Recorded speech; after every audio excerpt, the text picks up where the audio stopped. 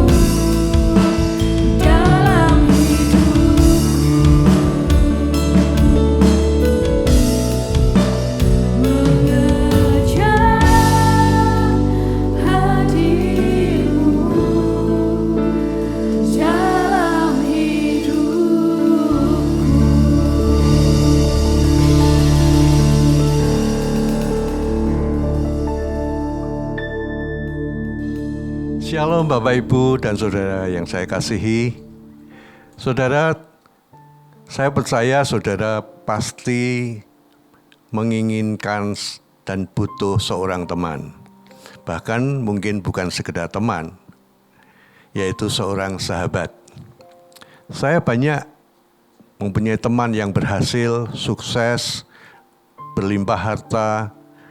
Mereka menikmati sukacita di dalam berlimpah harta, tapi mereka bilang, saudara, hidupnya kesepian. Apakah saudara juga kesepian? Butuh seorang sahabat? Hari ini saya memberikan kabar yang baik bagi saudara yang percaya Yesus. Dia akan memberi seorang best friend, teman yang terbaik bagi kita, yang namanya Roh Kudus. Yang percaya katakan amin. Mengapa Roh Kudus diberikan untuk menjadi best friend kita? Siapa yang memperkenalkan best friend Roh Kudus itu? Yesuslah yang memperkenalkan kepada murid-muridnya.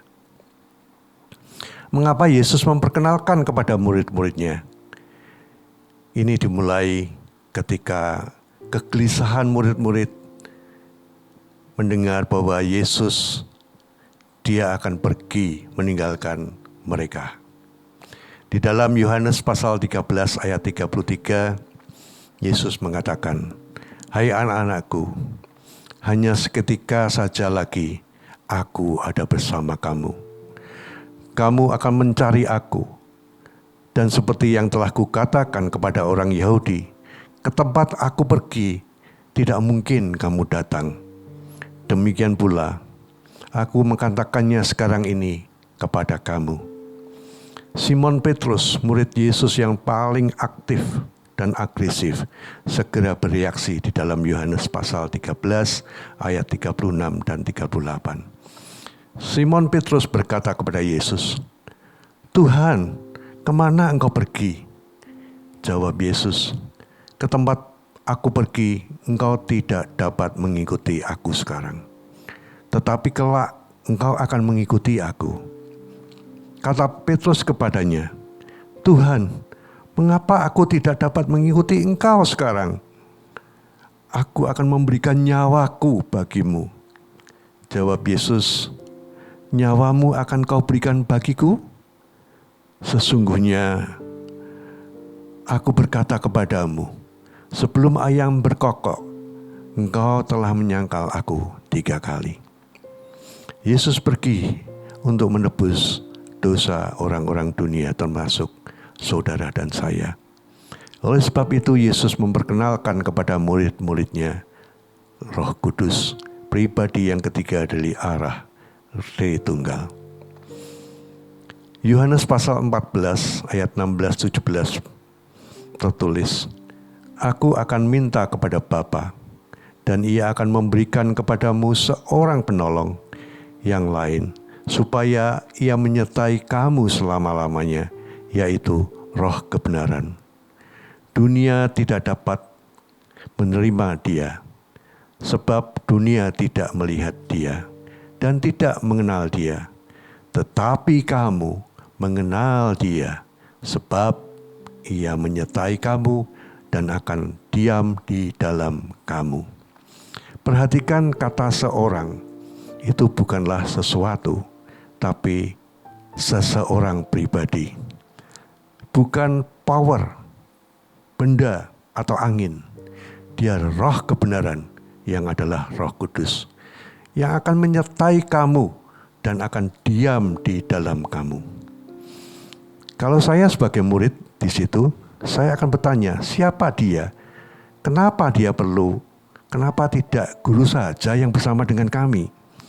Yang jadi permasalahan adalah Roh Kudus tidak bisa dilihat. Dia itu spirit, dia itu roh, ghost, the Holy Ghost. He is spirit, Holy Ghost. Harus diakui, ini menjadi masalah besar. Semua kita lebih familiar dengan setan mungkin daripada Roh Kudus. Kita lebih familiar dengan iblis gondoruwo, kuntilanak, tuyul, dan sebagainya. Sejak kecil kita diperkenalkan dengan roh-roh yang selalu berkaitan dengan setan. Ada contohnya di dalam Alkitab. Di dalam Matius pasal 14 ayat 22 sampai dengan 27 mengatakan, sesudah itu Yesus segera memerintahkan murid-muridnya naik ke perahu dan mendahulunya ke seberang. Sementara itu ia menyuruh orang banyak pulang. Dan setelah orang banyak itu disuruhnya pulang, Yesus naik ke atas bukit untuk berdoa seorang diri. Ketika hari sudah malam, ia sendirian di situ. Perahu murid-muridnya sudah beberapa mil jauhnya dari pantai dan diombang-ambingkan oleh gelombang karena angin sakal. Kira-kira jam 3 malam, datanglah Yesus kepada mereka berjalan di atas air. Ketika murid-muridnya melihat dia berjalan di atas air, mereka terkejut dan berseru, "Itu hantu!" Lalu berteriak-teriak karena ketakutan. Tetapi segera Yesus berkata kepada mereka, "Tenanglah, aku ini, jangan takut." Saya baca ayat ini sedikit senang, sedikit sedih, saudara. Karena bukan kita saja, ternyata murid-murid sama dengan kita. Melihat Yesus jalan di atas air, mereka sangka hantu. Bagaimana mereka teriak hantu kalau selama ini mereka tidak mengenal tentang hantu? Berarti mereka growing up tentang hantu sama seperti kita. Berarti mereka lebih percaya hantu dapat berjalan di atas air, Yesus tidak. Betul? Mari kita kembali. The Who yang disebut-sebut sebagai best friend. Di dalam Yohanes pasal 14 ayat 25 sampai dengan 27, semuanya itu kukatakan kepadamu selagi aku berada bersama-sama dengan kamu. Tetapi penghibur, yaitu Roh Kudus yang akan diutus oleh Bapa dalam namaku, dialah yang akan mengajarkan segala sesuatu kepadamu dan akan mengingatkan kamu akan semua yang telah kukatakan kepadamu. Damai sejahtera kutinggalkan bagimu. Damai sejahteraku kuberikan kepadamu. Dan apa yang kuberikan tidak seperti diberikan oleh dunia kepadamu. Jangan gelisah dan gentar hatimu. Dari Yohanes 14 ini, saudara, kita belajar peranan fungsi best friend kita, yaitu Roh Kudus.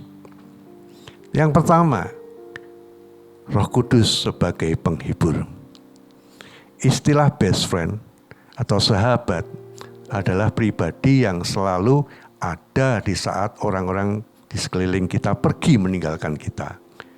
Dia datang ketika seluruh dunia pergi melupakan kita dan mengabaikan kita. Bahkan di saat-saat kita terpuruk, jatuh bangkrut, ada dalam masalah keluarga, sakit yang dokter sudah give up, tidak ada lagi dapat menyembuhkan. Roh Kudus best friend yang diutus Bapa datang, hadir, menghibur, memberikan kekuatan, bahkan menyembuhkan luka hati. Bahkan dalam menghibur kita, dia meneguhkan firman Tuhan di dalam kehidupan kita.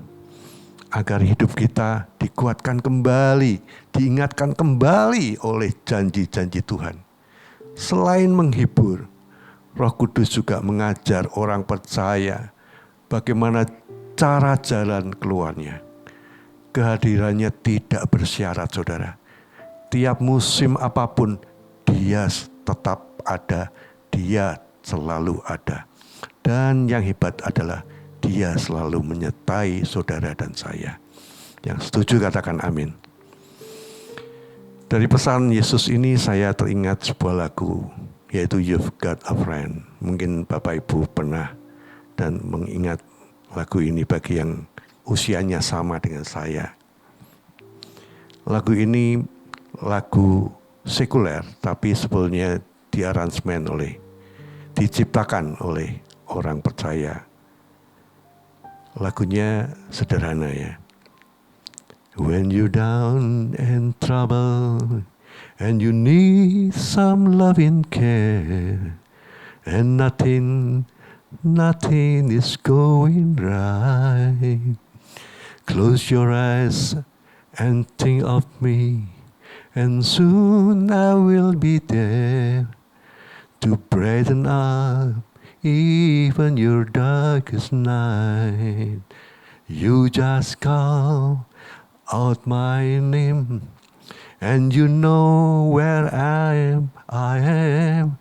I'll come running to see you again.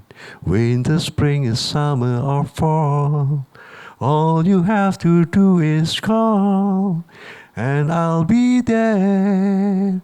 You've got a friend, you've got best friend. Lagu ini sungguh indah, bahwa dikala kita terpuruk ada satu nama yang dapat kita panggil, yaitu Holy Spirit, untuk menolong kita. Luar biasa, saudara.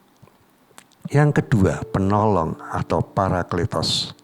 Di dalam Yohanes pasal 14 ayat 16 sampai dengan 17. Aku akan minta kepada Bapa, dan ia akan memberikan kepadamu seorang penolong yang lain, kita garis bawahi, supaya ia menyertai kamu selama-lamanya, yaitu Roh kebenaran. Dunia tidak dapat menerima dia, sebab dunia tidak melihat dia dan tidak mengenal dia. Tetapi kamu mengenal dia, sebab ia menyertai kamu dan akan diam di dalam kamu. Orang pada umumnya menolong setelah selesai, dia pergi. Tapi kali ini berbeda, saudara.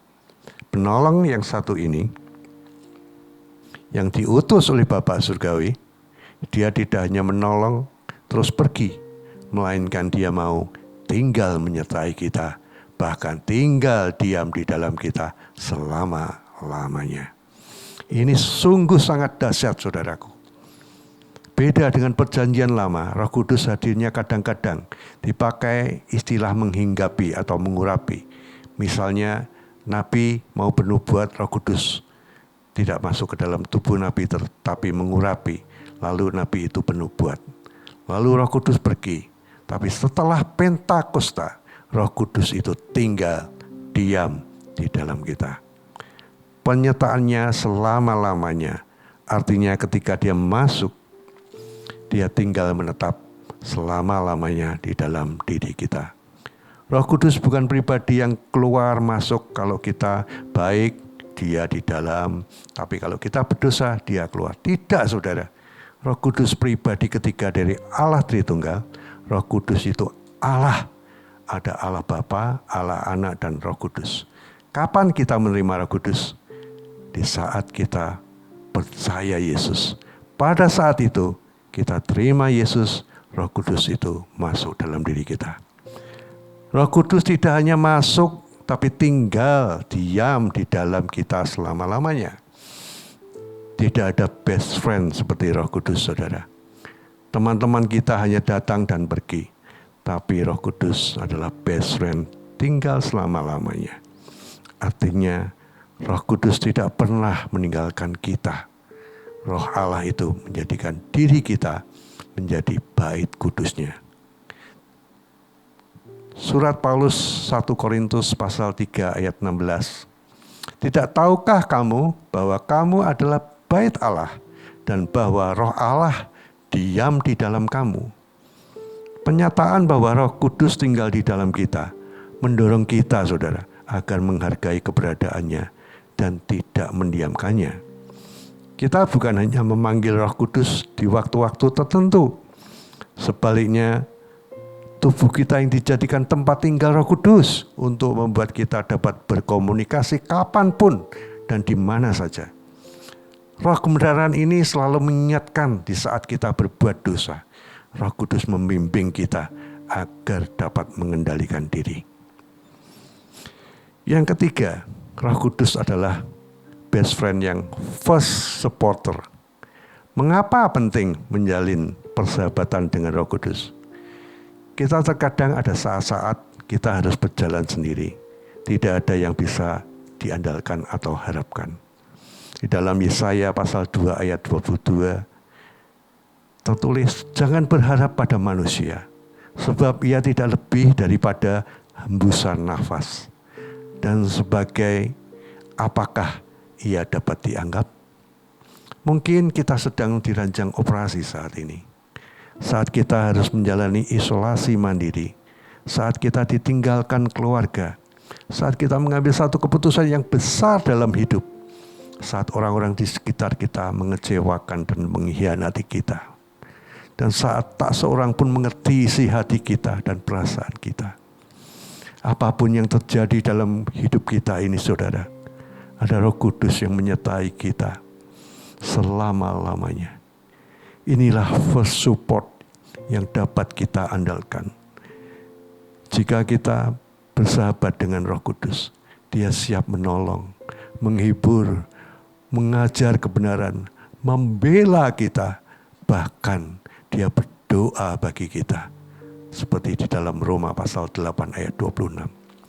Memberi hikmat dan nasihat, bahkan memberi kekuatan pada kita.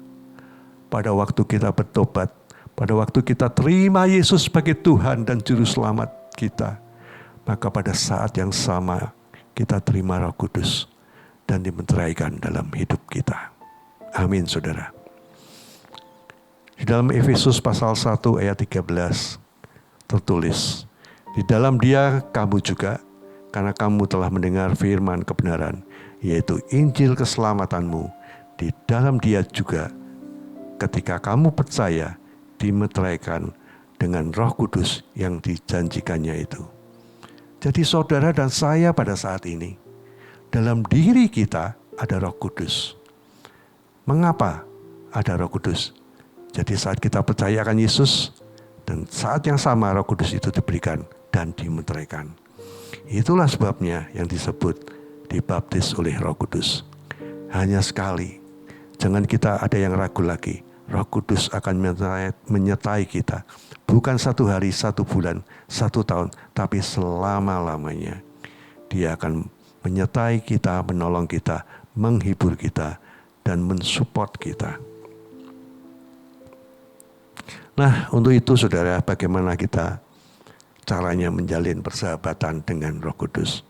Yang pertama, membangun hubungan intim dengan Roh Kudus. Bagaimana caranya? Menyadari perannya sebagai best friend, orang percaya, maka kita perlu membangun hubungan secara pribadi dengan Roh Kudus.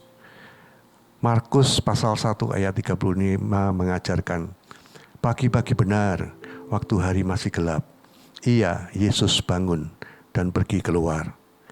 Ia pergi ke tempat yang sunyi dan berdoa di sana. Yesus dalam kemanusiaannya di bumi ini menunjukkan kebergantungannya dengan Roh Kudus. Karena itulah Dia setiap pagi pergi ke tempat sunyi untuk berdoa. Biasakan untuk mengawali pagi hari kita dengan doa kepada Roh Kudus. Ajaklah Roh Kudus berkomunikasi di setiap doa-doa kita. Misalnya, selamat pagi Roh Kudus. Terima kasih Roh Kudus untuk sukacita yang aku terima pagi hari ini. Pimpin aku Roh Kudus sepanjang hari ini, dan sebagainya. Dan jika kita dikaruniai oleh bahasa roh, berdoalah dalam bahasa roh. Juga membaca firman. Siapa yang selalu membaca firman Tuhan, jangan ragu-ragu, baca terus setiap hari. Yang kedua, melibatkan Roh Kudus dalam seluruh aspek kehidupan kita. Kita sering abai atas keberadaan dari pribadi Roh Kudus ini. Kita sering lupa melibatkan Roh Kudus sebagai penolong, penghibur, serta pemberi kekuatan. Selayaknya seorang sahabat, kita selalu perlu melibatkannya dalam setiap kehidupan kita. Roma pasal 8 ayat 26. Demikian juga Roh membantu kita dalam kelemahan kita, sebab kita tidak tahu bagaimana sebenarnya harus berdoa. Tetapi Roh Kudus sendiri berdoa untuk kita kepada Allah dengan keluhan-keluhan yang tidak terucapkan. Yang ketiga, naikkan pujian kepada pribadi Roh Kudus. Inilah ciri orang yang dipenuhi Roh Kudus, suka menyanyi bagi Tuhan. Nyanyian rohani saudara ditulis oleh Paulus ciri-cirinya kepada jemaat di Efesus pasal 5 ayat 18-19. Dan janganlah kamu mabuk oleh anggur, karena anggur menimbulkan hawa nafsu.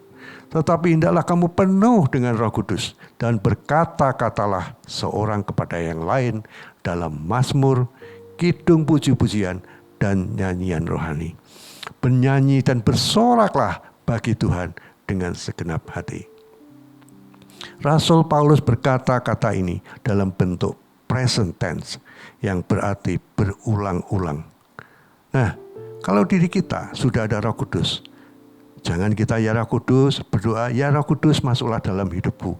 Minggu depan kita berkata lagi, ya Roh Kudus masuk dalam hatiku. Roh Kudusnya bisa bingung saudara.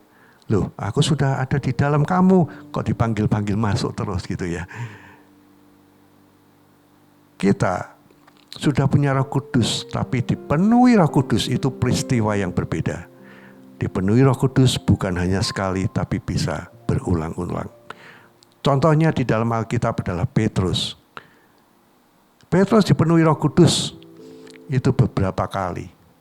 Firman Tuhan katakan, hendaklah kamu penuh dengan Roh Kudus. Itu perintah saudara.